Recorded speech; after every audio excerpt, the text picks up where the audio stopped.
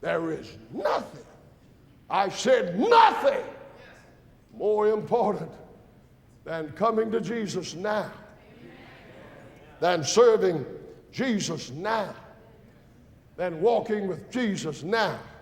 And I guarantee you, you won't starve to death. I guarantee you that you never had it so good. I guarantee you that His way is the way of happiness and peace.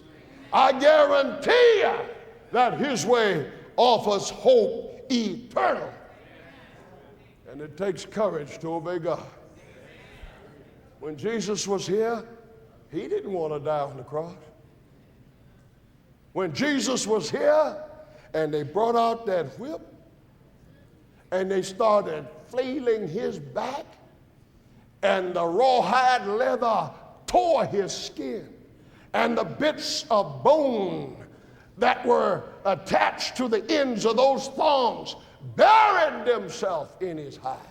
And when they snatched it back, it ripped Him open. His back was like a raw steak. He didn't enjoy that.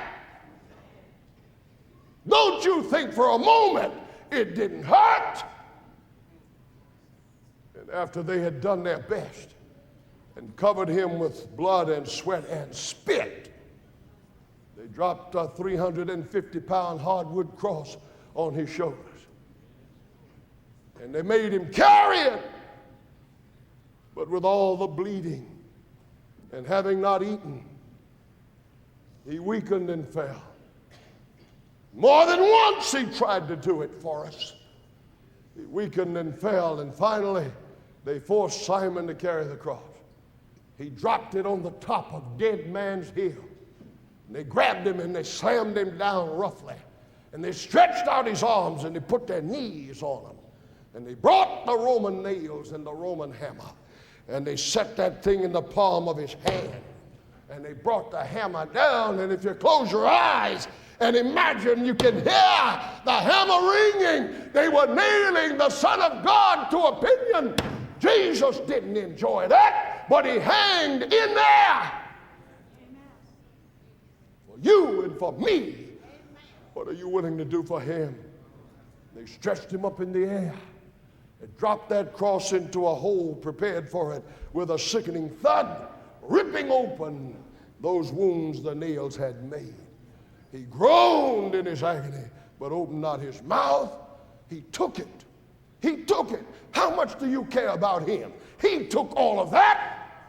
While He's hanging there, they are wagging their heads and hurling their maledictions and insults. And He looks down in the crowd and sees His mother fainting beneath the cross. And He called John. He couldn't even come down to lift his mother up. He said, John, behold my mother. Take care of my mother, John. Woman, behold thy son. And he stayed up there. They told him to come down. If you were Christ, come down, save yourself. He could have come down, but He couldn't come down and save us. So it was more important to save us than to save Himself.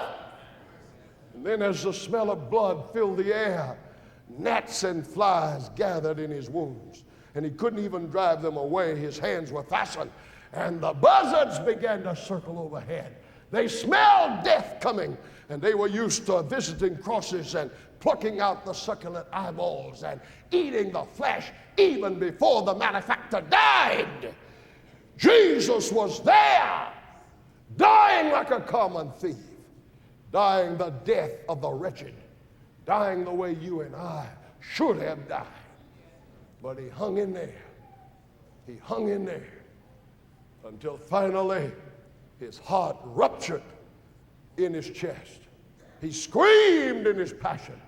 One doctor writing about it said the ordinary reflex is to grab your heart, but he couldn't. His hands were fastened. So he screamed in his passion and dropped his head in the hollow of his shoulder, and he died. And they buried Him in a borrowed tomb. He hung in there. How much do you love Him?